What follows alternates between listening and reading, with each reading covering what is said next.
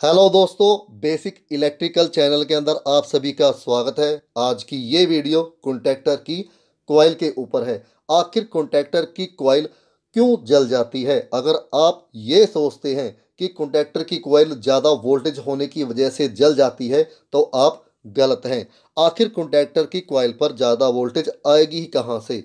और star delta starter के अंदर कॉन्टैक्टरों की कॉइलों के लिए जो सिंगल फेस की सप्लाई हमें लेनी होती है वो कहाँ से लेनी चाहिए? दो ही वजह से कॉन्टैक्टर की कॉइलें जलती हैं। जो पहला कारण है, सबसे पहले मैं वो आपको बताऊंगा। आप इस चित्र के अंदर देख सकते हैं कि मेरे पास एक कॉइल है और इस कॉइल के अंदर मैंने एक लोहे की छड़ को डाला हुआ है। अब मैं जैसे ही इस कॉइल के ऊपर वोल्टेज देता हूं तो आपको पता है कि इस लोहे की छड़ के अंदर एक चुंबक बन जाएगी, जिसे इलेक्ट्रोमैग्नेटिक फोर्स यानी कि ईएमएफ भी कहा जाता है। और इस चुंबक के अंदर दो ही पोल तैयार होंगे, साउथ पोल और नॉर्थ पोल, जो एक दूसरे को आकर्षित लगातार करते रहते हैं। अब अगर मैं ठीक इसी कंडीशन में इस कॉइल के ऊपर लगातार 20 मिनट तक इसे वोल्टेज देता रहूँगा तो ये कॉइल जल जाएगी।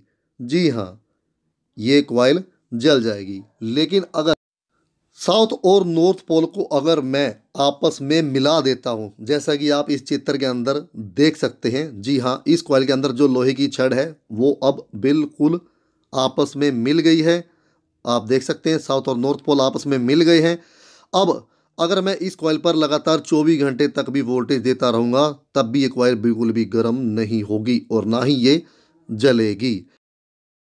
और अब मैं कॉन्टैक्टर की मदद से आपको समझाता हूँ। मेरे पास ये एक कॉन्टैक्टर है जिसे मैंने खोला हुआ है। आप देख सकते हैं इसके अंदर जहाँ पर कॉइल लगी हुई है उसके ठीक नीचे जब हम इसे वोल्टेज नहीं देते तब तो ये ऐसा होता है, लेकिन जब हम इसे वोल्टेज दे देते हैं तो इस कॉइल के अंदर आपको पता है कि मैग्नेट बनेगा। मैग्नेट की वजह से ये आपस में मिल जाते हैं।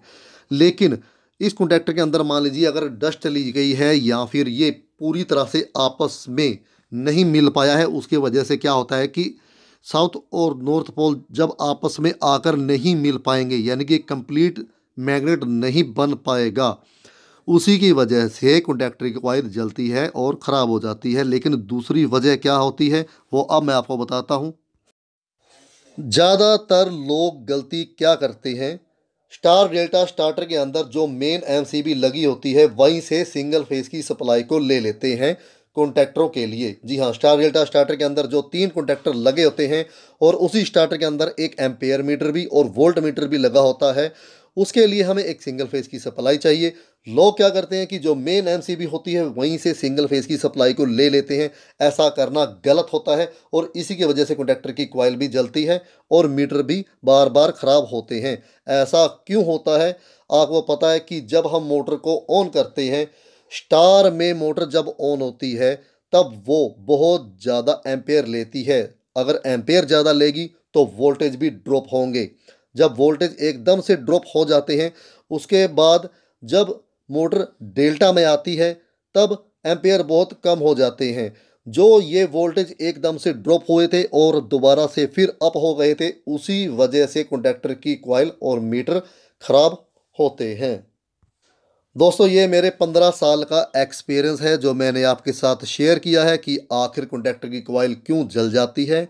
और स्टार डेल्टा स्टार्टर के अंदर कॉन्टैक्टरों के लिए जो सिंगल फेस की सप्लाई चाहिए वो मेन एमसीबी में से कभी भी नहीं लेनी चाहिए। जी हाँ, वो सिंगल फेस की सप्लाई हमें बस बार में से लेनी चाहिए। उम्मीद है दोस्तों कि मेरी ये वीडियो आपको अच्छी लगी होगी।